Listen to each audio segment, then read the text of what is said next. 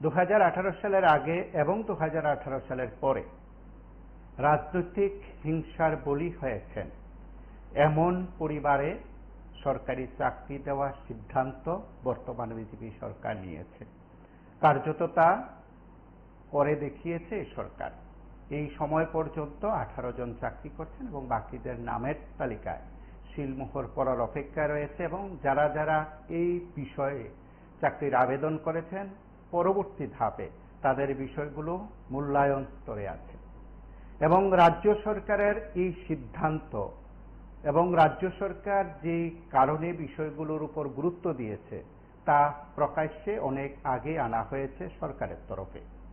আর আরো একবার বিষয়গুলো উত্থাপন করা হয়েছে রাজ্য সরকারের তরফে। মন্ত্রী রতনলাল নাথ মহাকরণে বসে সাংবাদিক সম্মেলন করে বিষয়গুলো উত্থাপন করেছেন এবং এই সময়ের মধ্যে এই রাজনৈতিক হিংসার বলি হওয়া পরিবারে সরকারি চাকরি দেওয়ার কথাগুলো কেন প্রাসঙ্গিক?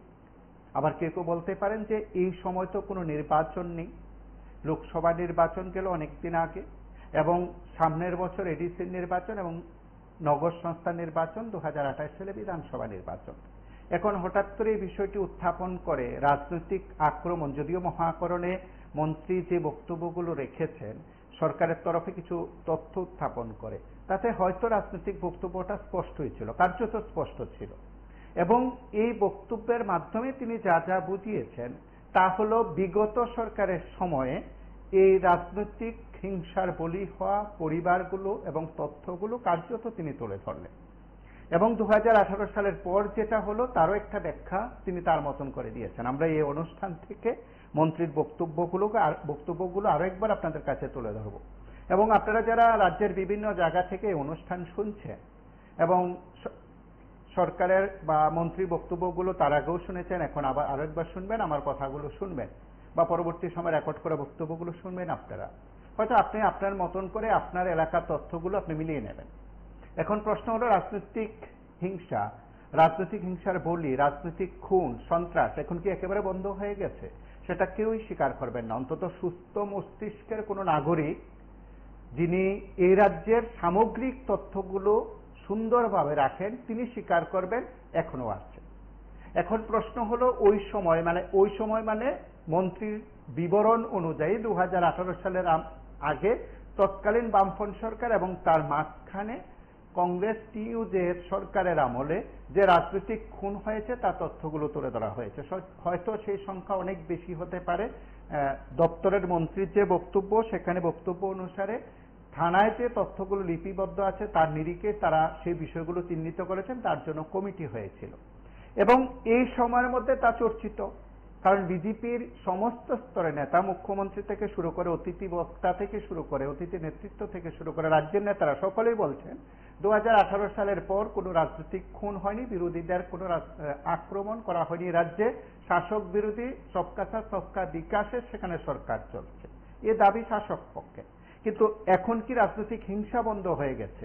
এই কথা যদি কেউ বলেন তাহলে অনেকে প্রথম উদাহরণ হিসাবে বলবেন যে আপনি যে স্টুডিও থেকে কথা বলছেন, যে প্ল্যাটফর্ম থেকে আপনি প্রতিদিন অনুষ্ঠান করছেন, আমাকে উদ্দেশ্য করে আপনারা বলবেন সে প্রতিষ্ঠানটি তো বিজেপির মিছিল থেকে এসে রাজনৈতিক আক্রমণই হয়েছে, আগুন লাগিয়ে দেওয়া হয়েছে, ভাঙচুর হয়েছে, তাণ্ডব চালানো হয়েছে এবং সমস্ত তথ্য লোপাটের জন্য হার্ড ডিস্ক নিয়ে গেছে।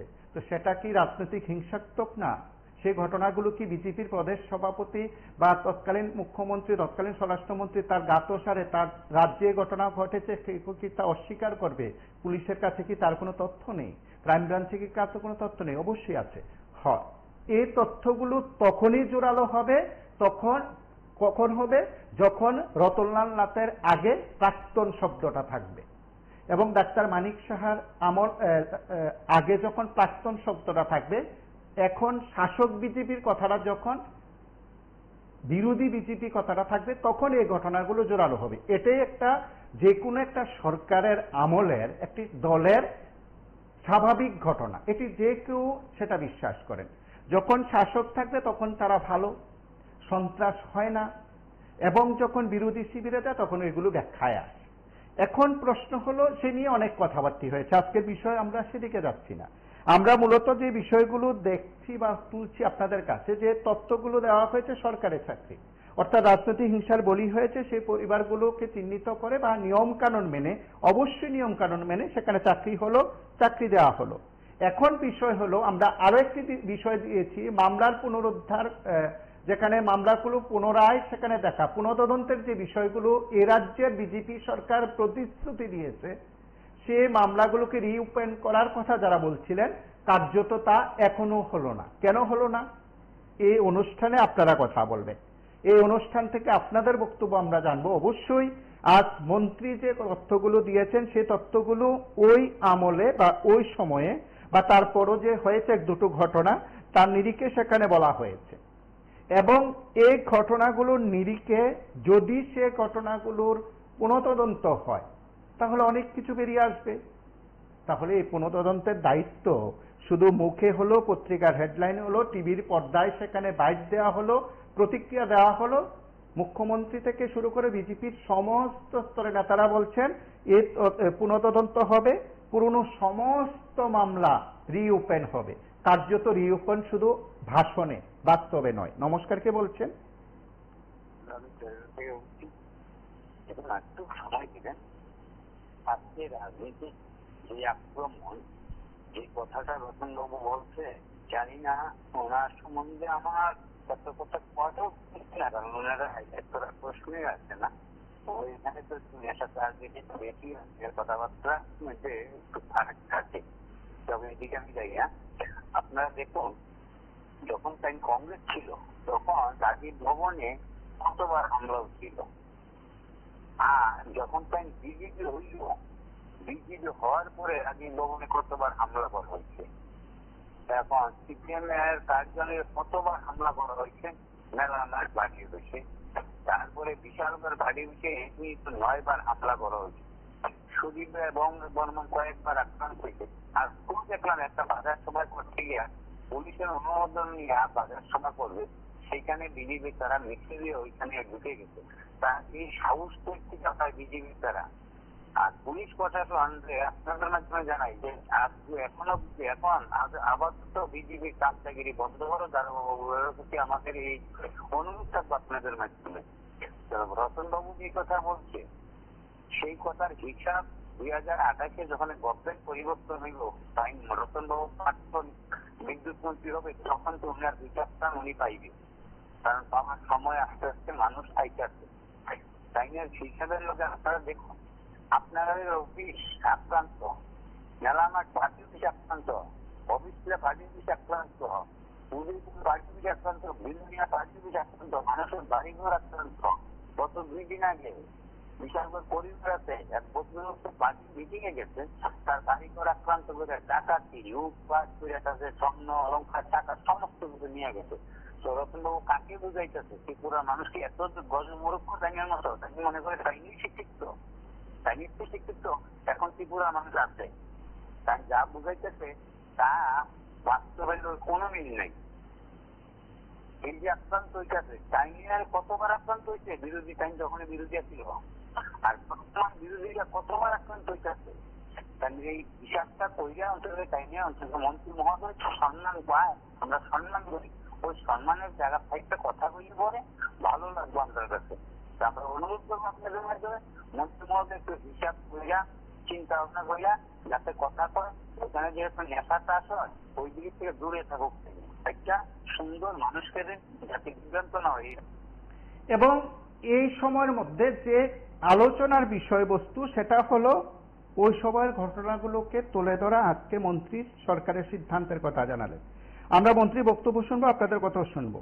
এখন যদি প্রশ্ন ওঠে যে পুরনো মামলাগুলো রিওপেন করা হবে 7.5 বছরে, কেন করা হলো না, বা বিষয়গুলো কেন বারবার সংবাদ মাধ্যমের কাছে বলা হলো, সংবাদ হওয়ার পর কেন সরকার কার্যকর করলো না, এই প্রশ্ন থাকতে পারে।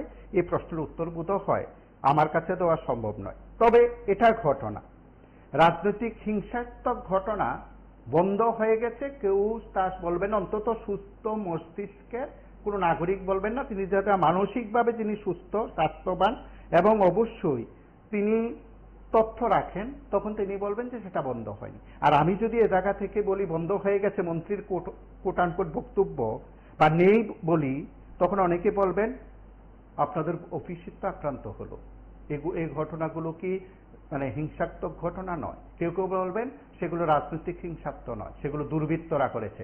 এটাও ঘটনা।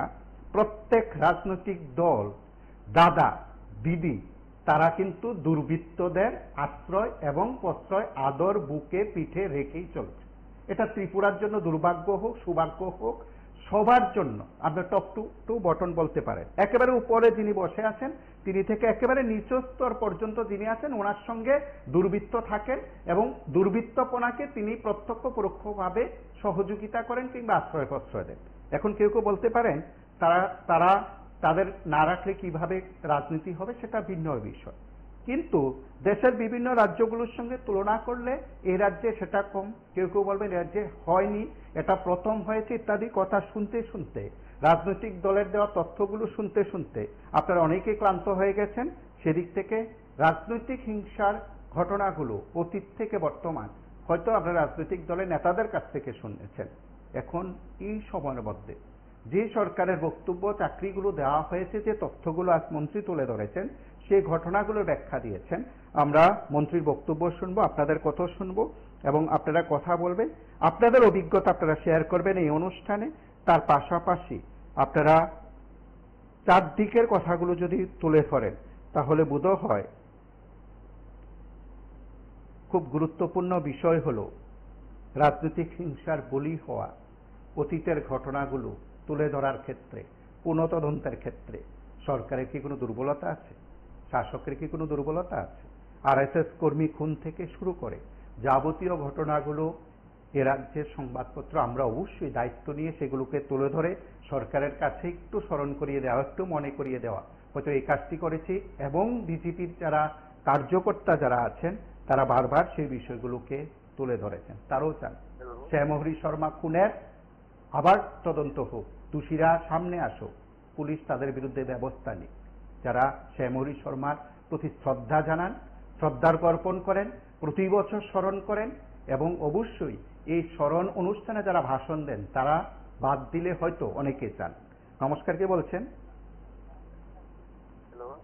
লাইভে আছেন, কথা শোনা যাচ্ছে। আপনি আমার কথা শুনলে হবে না, আপনার কথা শুনতে হবে এবং আপনার টিভির সাউন্ড বন্ধ করে কথা বলতে হবে।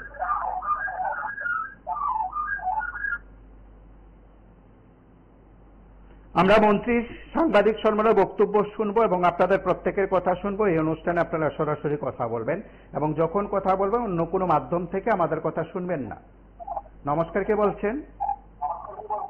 টিভি সাউন্ড বন্ধ করে কথা বলুন, পরে আপনি রেকর্ড করা বক্তব্যগুলো শুনবেন।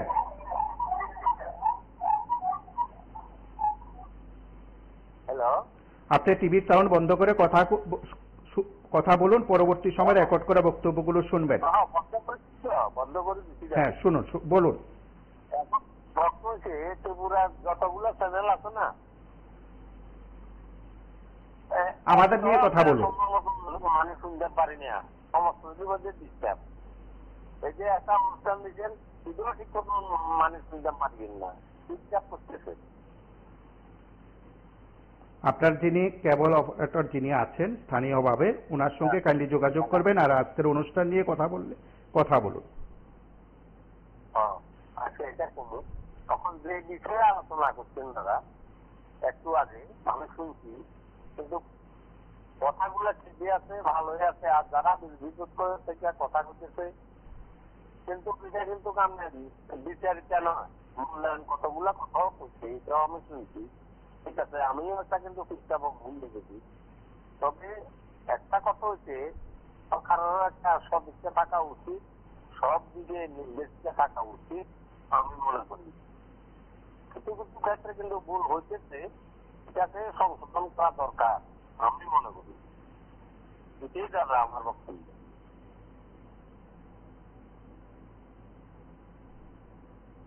আমরা মন্ত্রী সাংবাদিক সম্মেলনে বক্তব্যের কিছু অংশ শুনব।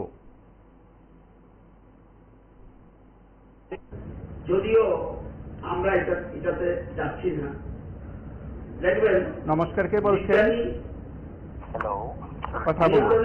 আজকে যে আপনাদের প্রোগ্রামে দেখাচ্ছেন যে সন্ত্রাসের ব্যাপারে বিচার, বিগত দিনগুলি যে সন্ত্রাস হয়েছে তার বিচার কিন্তু করবেন বলেছেন কিন্তু BJP government.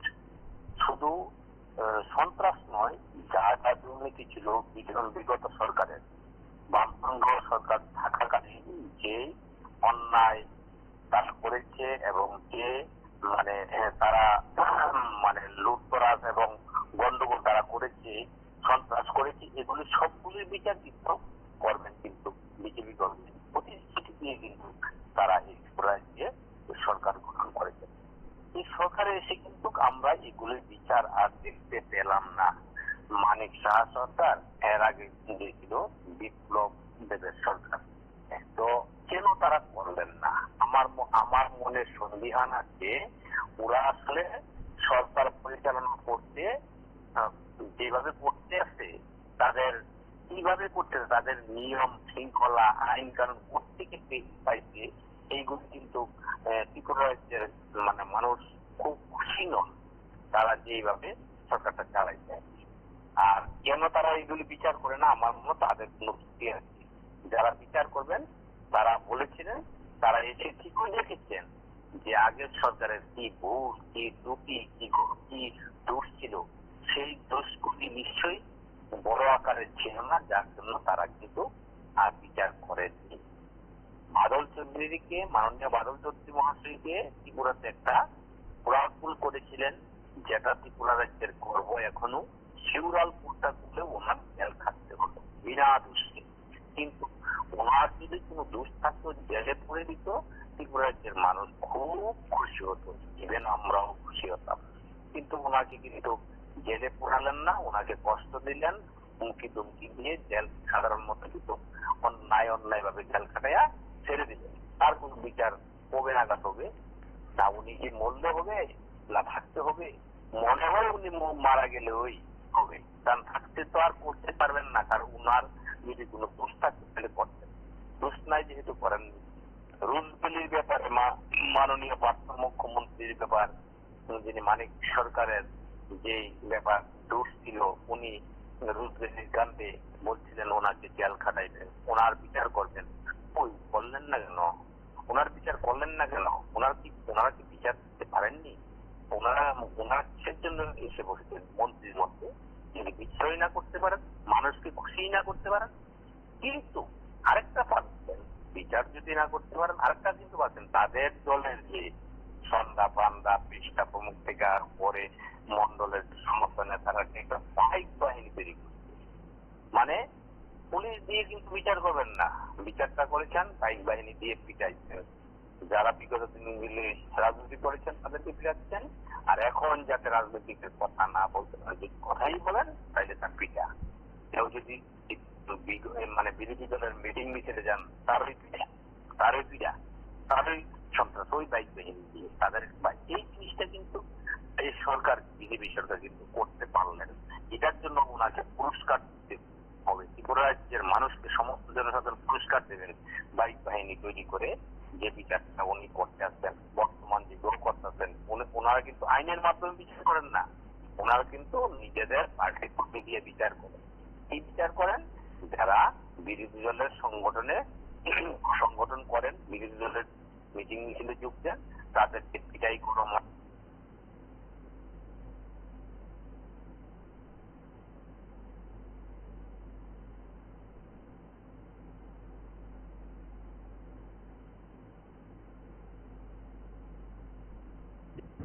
Newton's third law.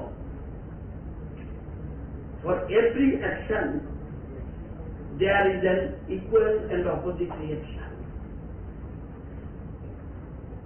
এগুলো বিজ্ঞানী বলেছে, রবি ঠাকুর বলেছে, তুমি যা দেবে তা তুমি ফেরত পাবে। সেটা ভালোবাসা হোক, কষ্ট হোক, ফেরত তুমি পাবেই, হয়তো অন্য কোনো নামে বা অন্য কোনো খামে। আর শ্রীকৃষ্ণ বলেছেন, কর্মফল তোমাকে ভক্তি হবে। ভগবান শ্রীকৃষ্ণ বলেছেন। কখন বলেছেন? যখন কর্ণের রথ মাটিতে আটকে গেল, তখন কর্ণ নেমেছে, তার যে অস্ত্র রেখে নেমেছে, নেমে চাকা ঘুরাতে গেছে। তখন সাথে সাথে ভগবান শ্রীকৃষ্ণ অর্জুনকে বলছে এখনই আঘাত করো, সাথে সাথে আঘাত করছে। তখন নমস্কার, কে বলছেন? কর্ণ বলছে হ্যাঁ বলুন। আসলে দেখুন, মানুষকে বোকা বানানোর কত রাস্তা, আমরা কত মূর্খ। আসলে সরকারটা তো এসেছে 2018-তে। 2018 আগে হিংসার পুলিশ যারা হয়েছে তারা তো কি বিজেপির হয়নি, কংগ্রেসের হয়েছে।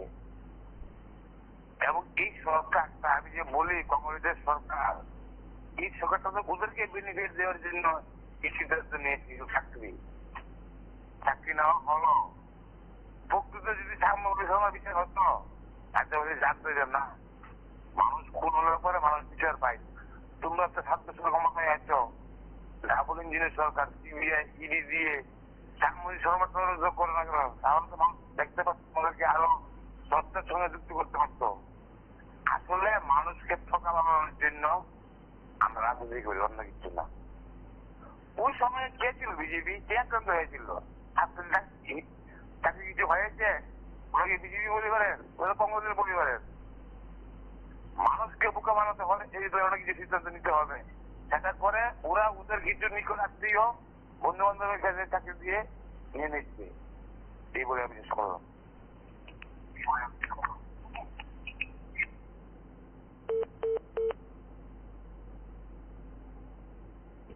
এটাই তোমার শিক্ষা? একজন নিরক্ষরকে তুমি আঘাত করো, এটাই কি তোমার বিচার? বলছে চক্রবর সৃষ্টি করে অর্জুন পুত্র অভিমন্যুকে তোমরা যে হত্যা করেছ, তুমিও তো তা ছিলে। তখন তোমার এই ধর্মজ্ঞান কোথায়? এই জন্য ভগবান শ্রীকৃষ্ণ রেফারেন্স দিলাম, রবীন্দ্রনাথ ঠাকুরের রেফারেন্স দিলাম, আর বিজ্ঞানী নিউটনের রেফারেন্স দিলাম। ফেরত তুমি পাবে, ফেরত তুমি পাবে। আমরা যে কথা বলি, এখন যদি আমরা কিছু করি আমাকে ফেরত পেতেই হবে, অন্য কোনো নামে, অন্য কোনো খাতে ফেরত পাবে। ভালোবাসা দিলে প্রেম পাবেন, কষ্ট দিলে কষ্ট পাবেন। এই আক্রান্তদের সামান্য সহযোগিতা করুন, সচেতনতা আনুন, এইডস দূর করুন। Stop AIDS, give the promise. Together we can stop HIV AIDS. Drugs destroy dreams. Drugs are a step, don't fall in the gap. Drugs নয় জীবনকে ভালোবাসে, নেশা জীবন নয়, ভালোবাসা জীবন দেয়। নেশা জীবন নেয়, ভালোবাসা জীবন দেয়।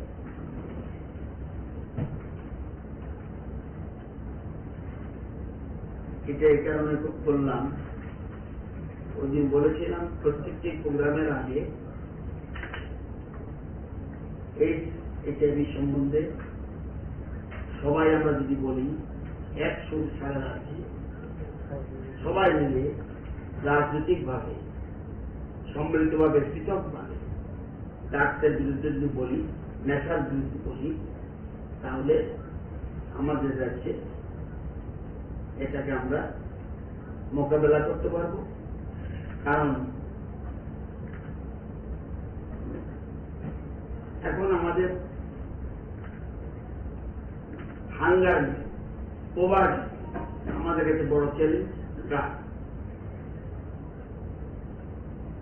যাই হোক, আমি যে বিষয় নিয়ে আজকে প্রেস কনফারেন্স করতে যাচ্ছি, আপনারা জানেন যে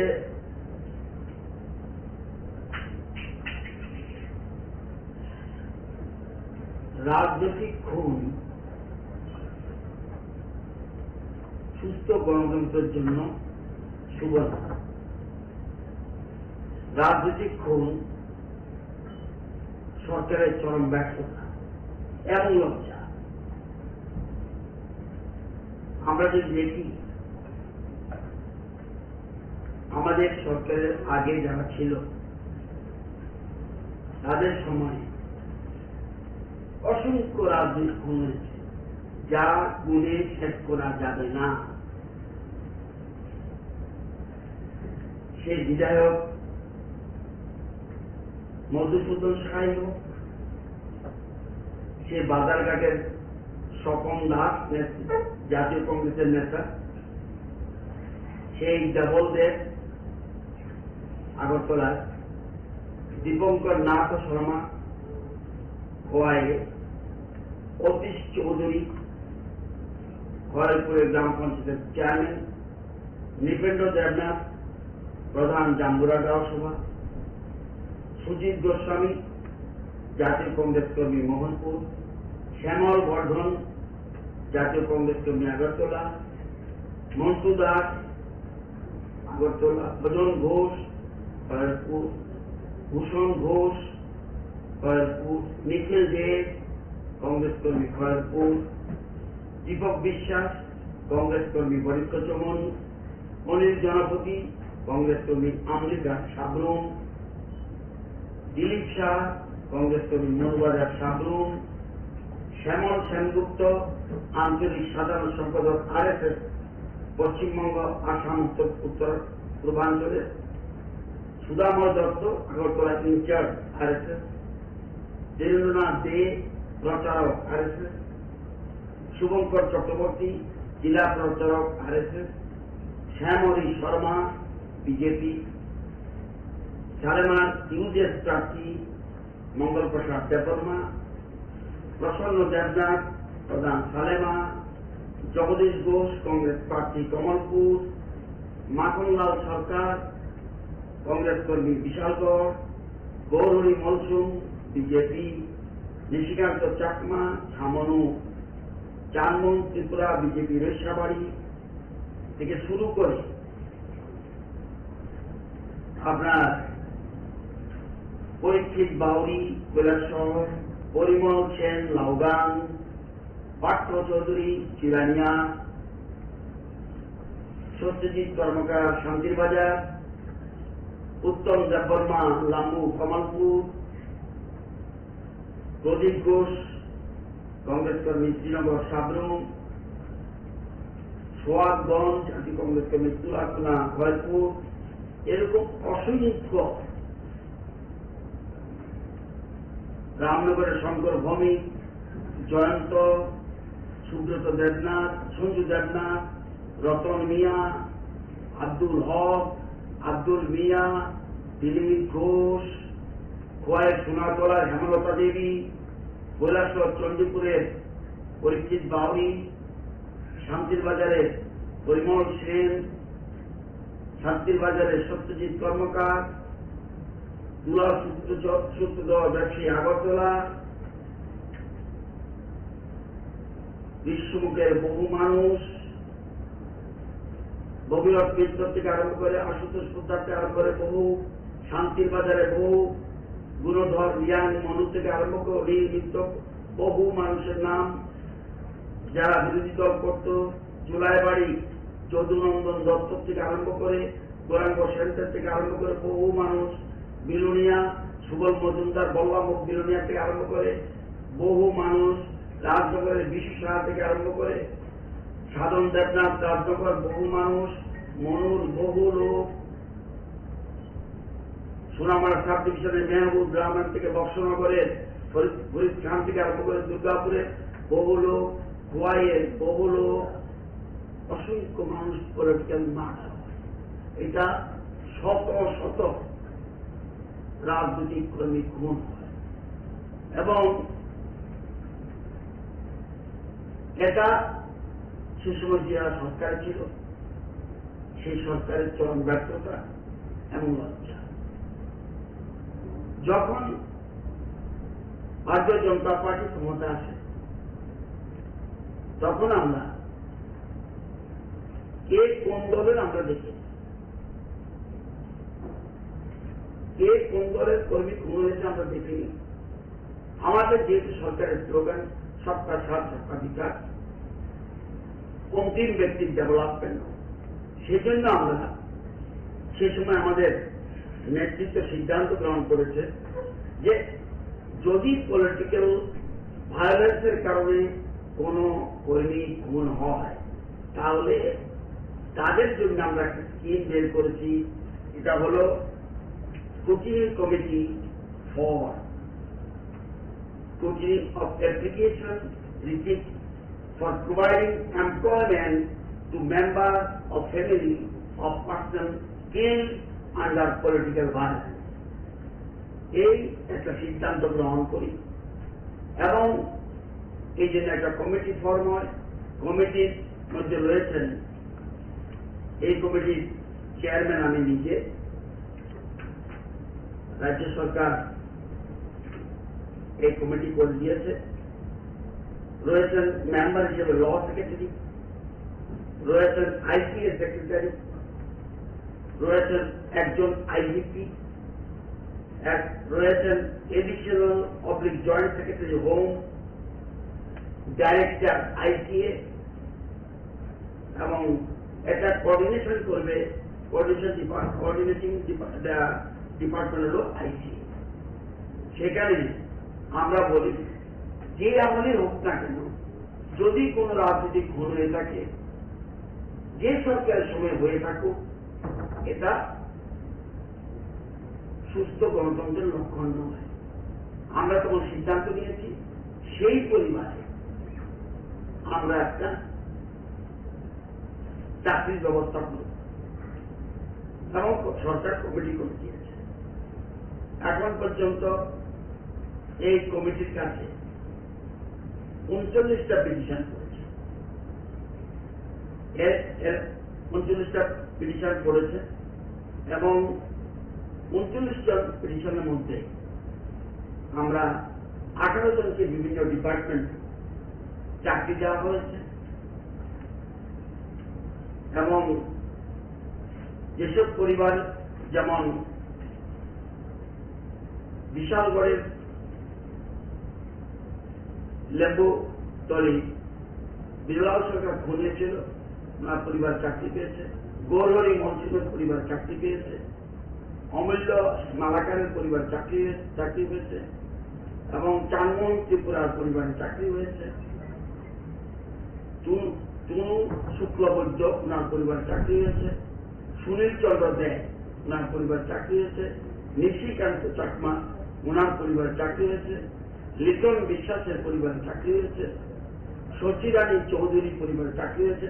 যারা খুন হয়েছে তাদের পরিবার, যারা খুন হয়েছিল তাদের কথা বলছে। মৃদুল দত্তর পরিবারে চাকরি হয়েছে। তেজেন্দ্র মহাজনের পরিবারে চাকরি হয়েছে। নৃপেন্দ্র কুমার নাথের পরিবারে চাকরি হয়েছে। জওহরলাল নমন পরিবারে চাকরি হয়েছে। নীলমোহন সরকারের পরিবারে চাকরি হয়েছে। তীর্থঙ্কর পালের পরিবারে চাকরি হয়েছে। জওহরলাল দেবনাথের পরিবারে চাকরি হয়েছে। হারন দত্তের পরিবারে চাকরি হয়েছে। প্রমোদ বিহারী পরিবারে চাকরি হয়েছে। এবং 19 তারিখ মানে পরশু দিন আরেকটা মিটিং গেছে। সেই মিটিং আমাদের কাছে প্লেস হয়েছিল 8টা নাম, 8টা এরকম পিটিশন এসছে। সেই পিটিশনের মধ্যে আমরা সুপারিশ করেছি তপন কুমার ভূমিকে, যিনি গুর্খা বস্তি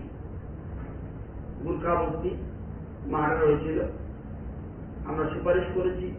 দীপক কুমার বিশ্বাস, এটা বরিকর চমনের কেস, দীপক বিশ্বাস ওনার পরিবারের জন্য আমরা সুপারিশ করেছি।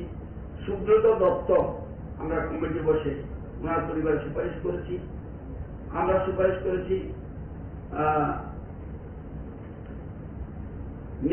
18 জন যারা আছে সব আমাদের সরকারের আগের 18 জনকে 18 এর আগে যারা পলিটিক্যাল ফাইল হয়েছে তার এই 18 জন পাচ্ছে আমার জানা মতে না। একটা তাও একটা কেস বোধ হয় এখন যে সুপারিশ করেছি আমরা অনলি ওয়ান কেস এটা আমরা সুপারিশ করছি।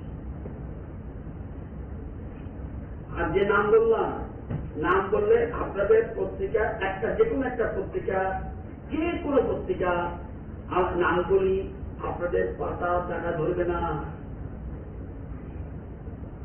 পুরো একটা পাতা, একটা পুরো পত্রিকা ছেপে যাবে আমার কাছে। আমি বললে একটা একটা করে নাম বলি, নোট করুন আপনারা, টাকা হবে কিনা দেখুন। এত মারা এত মারা, সেজন্য মানুষ সুযোগ পেয়েছিল। 2018-তে মানুষ এর প্রতিশোধ দিয়েছে। আপনারা জানেন, আমি অনেক সময় বলি, এটা অনেকে অন্যভাবে দেখে যে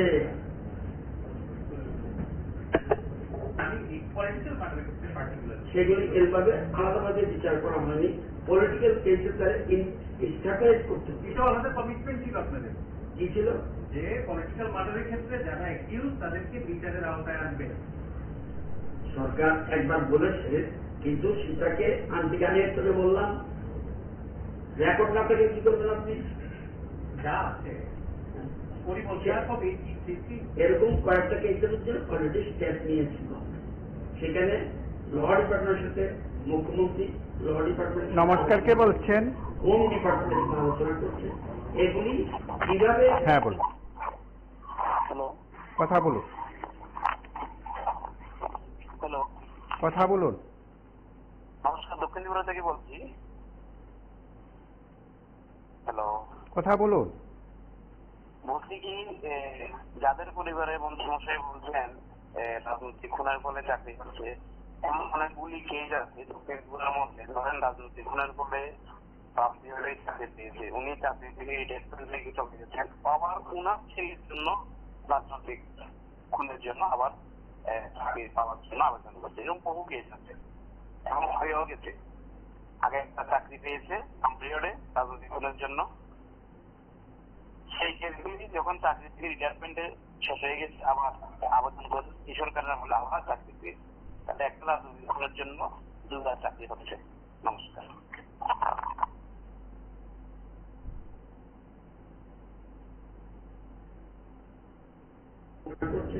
এগুলি কিভাবে আওতায় আনা যায় সেগুলি চিন্তা ভাবনা করছে। এটা কিন্তু মনে রাখবেন, খুব টাফ ম্যাটার। কোথাও কোথাও রেকর্ডে লাগেনি, কোথাও কোথাও রেকর্ডে লাগে। আবার একটা কথা মনে রাখবেন, নমস্কার, কে বলছেন? পুলিশ পলিটিক্যাল হ্যাঁ, যদি দেখা যায় বর্তমানে আমাদের ত্রিপুরা সরকার হিংসার বলি যারা হয়েছে পরিবারে এক সরকারি চাকরি প্রদানের যে সিদ্ধান্ত নিয়েছে সেই সিদ্ধান্তটা নিঃসন্দেহে একটা ঐতিহাসিক সিদ্ধান্ত। নমস্কার।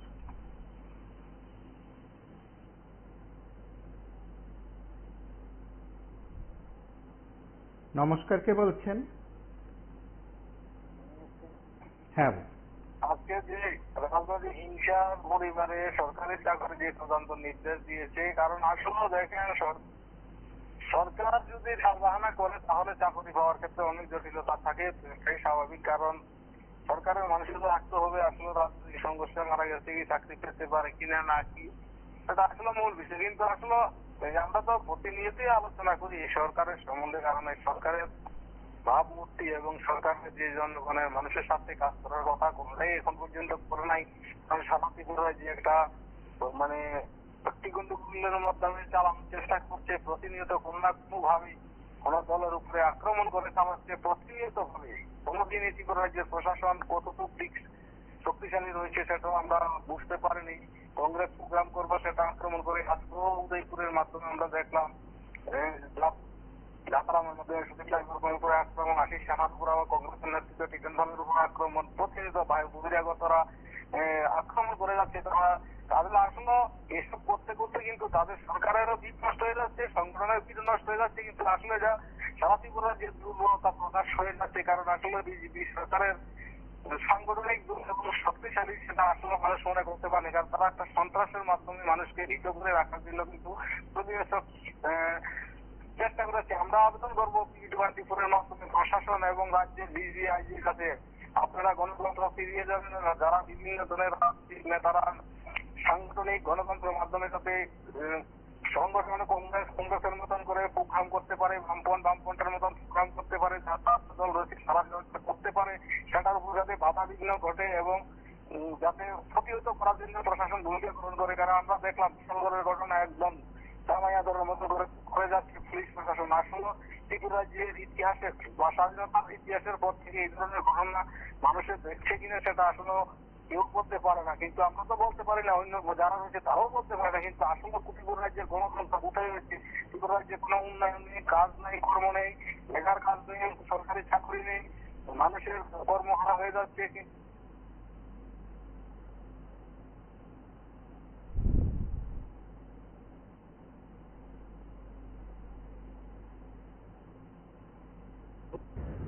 যদি দেখা যায় চার্জশিটে যাদের নাম সাক্ষী তারা যদি আদালতে গিয়ে সাক্ষী না দেয় সেক্ষেত্রে কি সাজা হবে?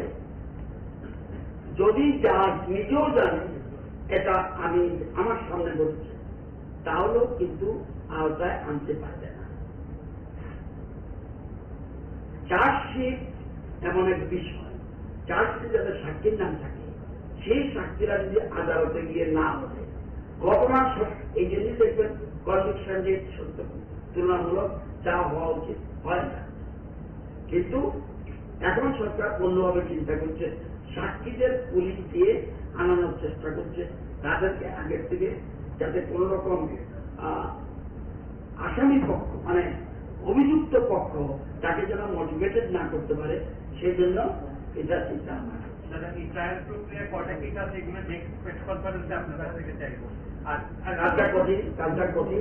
কাজটা কঠিন আমি যদি বলি আচ্ছা দেখবো আমি কাজটা কঠিন, কিন্তু যে কথা বলছি এই কথার তথ্য যেটা আমি বলেছি 18টা কেসের কি আছে সেটা খবর নেওয়া, বাকিটা এরপরে বললে কঠিন কাজ। ওইখানেও কাজটা আমার পক্ষে চাপ। আর দুটা প্রশ্ন, যাদেরকে চাকরি দেওয়া হলো তারা তো বিজেপি, এবার যাদের পরিবারে এলিজিবল এরকম চাকরি নিতে পারে এরকম লোক নেই, তাদেরকে আর্থিকভাবে সাহায্য করার জন্য আমাদের স্কিমটার মধ্যে এটা ছিল না। আমাদের স্কিমটার মধ্যে ক্যাটাগরিক্যালি যারা চাকরির জন্য দরখাস্ত করবে তাদের কেসগুলি আসছে। আরেকটা আমার শেষ প্রশ্ন, আপনি যে 4 জন প্রচারকের কথা বলছিলেন, এলকে আদবানি তার বইয়েও লিখেছিলেন যে এই 4 জন প্রচারকের বিচার পাইয়ে না যাওয়া তার জীবনের অন্যতম একটা দুঃখের বিষয়। ত্রিপুরাতে এখন বিজেপি সরকার, এটার কি কোনো হদিশ পাওয়া গেছে? আমি আপনাকে বলে আমি বলেছি তো এইসব আমি কবার বলেছি, কোন সময় বলেছি জানেন তো? এগুলি কিন্তু বহু আগের ঘটনা। একটু আগে আপনাকে বলছি যে রেকর্ড থাকে না, কি করবে? আমি যদি কিছু ওপেনও করি রেকর্ড না থাকলে কি করবে? সে অফিসার কি আছে? থাকলেও রিটায়ারমেন্ট গেছে, কেউ মরে গেছে। আপনার কালপিট পাবেন কিভাবে? একটা কথা শুনুন, আমার এলাকার কথা কালপিট কোথায় পাবেন না? যে পুলিশ অফিসার যার কথায় ধরুন কোন মন্ত্রী নেতার কথা কেসটা সরিয়ে দিল, সেই অফিসার রিটায়ারমেন্টে চলে গেছে, তাকে ওই রেকর্ডের ব্যাপারে এখন পর্যন্ত এই সিস্টেম আসে। হয়তো এই বিষয়গুলো এখন খুব চর্চিত বা চর্চার বিষয় হবে এবং আপনারা যারা রাজনীতির হারের খবর রাখেন তখন আপনারাও প্রশ্ন তুলবেন। মন্ত্রী রতনলাল নাথ মহাকরণে হোক কিংবা কুশাভা ভবনে হোক, সেই সময় রাজনৈতিক হিংসায় যারা অভিযুক্ত, চলুন তাদের তালিকা প্রকাশ করুক মন্ত্রী। আমজনতা থেকে যদি দাবি মন্ত্রী রতনলাল নাথের কাছে রাখা হয়, মহাকরণ হোক কিংবা কুশাভা ভবনে হোক, যে সেই সময় রাজনৈতিক হিংসার ঘটনায় অভিযুক্তদের নামের তালিকা প্রকাশ করা হোক, সেই কথা কি মন্ত্রী রাখতে পারবেন? এই প্রশ্ন উঠতে শুরু করেছে। আজ এ পর্যন্তই। নমস্কার, শুভরাত্রি।